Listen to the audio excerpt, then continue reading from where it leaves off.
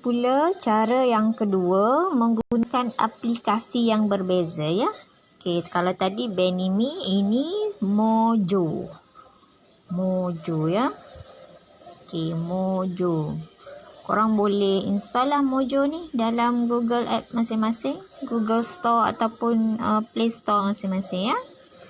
Okey, Mojo, buka Mojo. Setelah install Mojo tadi, buka Mojo. Okey, sebenarnya Mojo ni kalau seperti yang saya tengok lah, dia install Mojo dengan Pinterest. Pinterest tu tujuan dia untuk mencari gambar ya, Pinterest. Jadi korang boleh install lah dua-dua ya, Pinterest untuk mencari gambar ya, gambar background. Ya, gambar background. Korang boleh carilah di sini gambar background. Okey, save. Contoh dia save di mana? Save to board ya. Okey. Ataupun nak send dulu ke mana-mana, Telegram ke. Ini daripada Pinterest lah ya, gambar background daripada Pinterest. Okey, contoh ya, kita explore dulu. Saya pun baru cuba ni. Okey, sekarang kita balik kepada Mojo semula. Okey, di sini ada macam-macam ya, boleh pilih.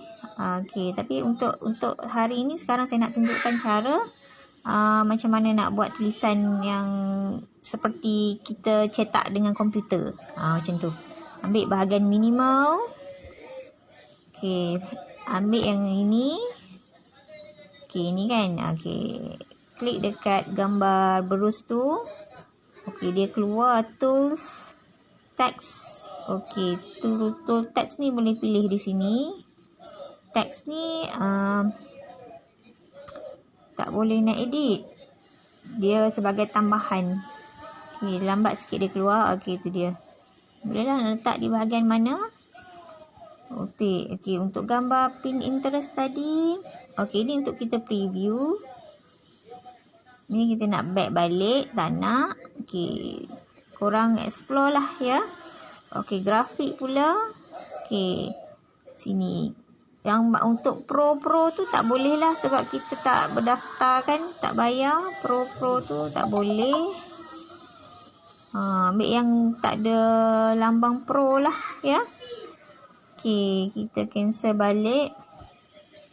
Fokus utama yang ini ya. Okey, ni nak letak di mana? Contoh nak letak di atas. Okey, yang ni kita nak edit dia. Okey, nak edit dia, tekan sekali. Okey, tulislah apa? Assalamualaikum. Saya Cikgu Izzati dari SK Toh Paduka Raja Perak. Okey, tulislah apa-apa lagi kan? Okey, itu saja. Klik balik dekat situ.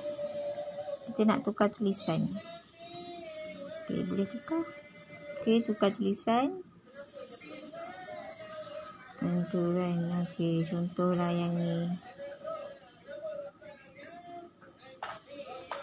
Okey, contoh ya. Okey, saiz tulisan. Okey, boleh besarkan, boleh kecilkan. Okey. Alignment dia tengah. Macam tu ya. Okey, color pula. Okey, tulisan warna. Ni. Okey, alignment. Nak tukar alignment. Okey, duration. Timeline ya. Timeline dia bergerak. Okey. Boleh lah. Macam tu. Assalamualaikum. Okey, korang pandai-pandai lah ikut kreativiti kan. Okey, lagi itu saja. Okey, text.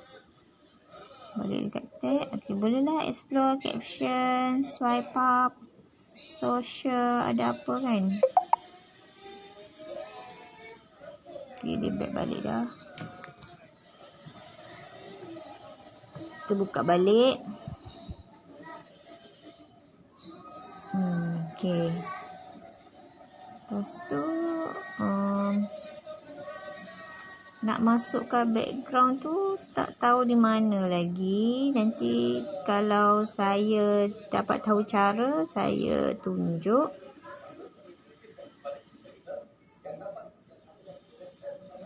Okey. Itu sajalah. Okey, selamat mencuba. Save dulu. Dia keluar macam tu. Okey, tu bolehlah share di mana-mana yang korang nak share. Okey, selamat mencuba.